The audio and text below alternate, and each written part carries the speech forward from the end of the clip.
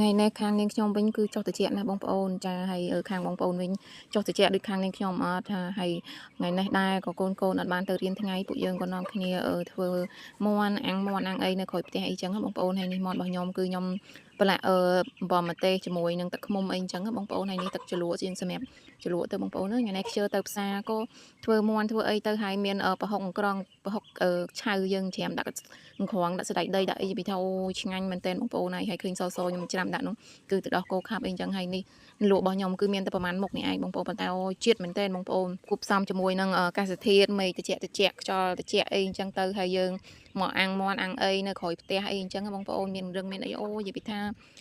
ឆ្ងាញ់ហើយអាកាសធាតុអញ្ចឹងគឺថា fresh មែនតើបងប្អូនហើយចំណែកមើលកូនបើបងនេះខ្ញុំចាំមាន់អាំងអង្គុយយងហឹងផងផឹកទឹកដូងផងអស់ដូងហើយអង្គុយយងហឹងញ៉ាំនំផង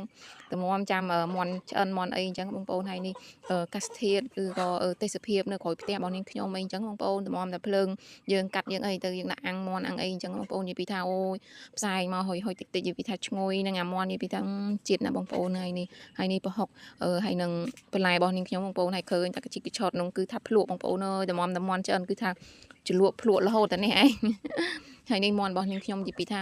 ឈ្ងុយមែនតើយើងប្រឡាក់ជាមួយអំបិលម្ទេសហើយយើងមានទឹកឃ្មុំទឹកអីចឹងទៀតទៅនិយាយពីថាឈ្ងុយមែនតើបងប្អូនហើយចាហើយយើងអាំងអញ្ចេះមកនិយាយពីថា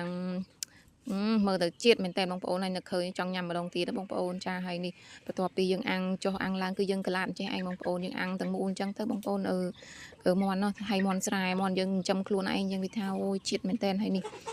ពេលខ្លះក៏ស្រួលម្យ៉ាងដែរបងប្អូនចាយើងចិញ្ចឹមមាន់ចិញ្ចឹមអីខ្លួនឯងអញ្ចឹងទៅយើងចង់ញ៉ាំចង់អីអញ្ចឹងទៅយើងមានមាន់ស្រាប់អីអញ្ចឹងហើយឆ្ងាញ់ទៀតណាបងប្អូនយើងមិនបាច់ទៅទិញនៅផ្សារអស់លុយច្រើនហើយយើងមានមាន់ខ្លួនឯងអញ្ចឹងទៅនិយាយពីថាយើងចិញ្ចឹមខ្លួនឯងអញ្ចឹងពេលយើងញ៉ាំទៅអូយមានជាតិគឺថាឆ្ងាញ់មែនតើបងប្អូនមាន់ចិញ្ចឹមខ្លួនឯងបងប្អូនយើងអាំងទឹកខ្មុំបងទៅហើយជ្រលក់ជាមួយនឹងប្រហុកក្រងនេះ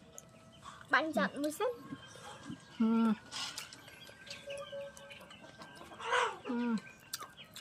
បាយបងប្អូនសុំញ៉ាំបាយសិន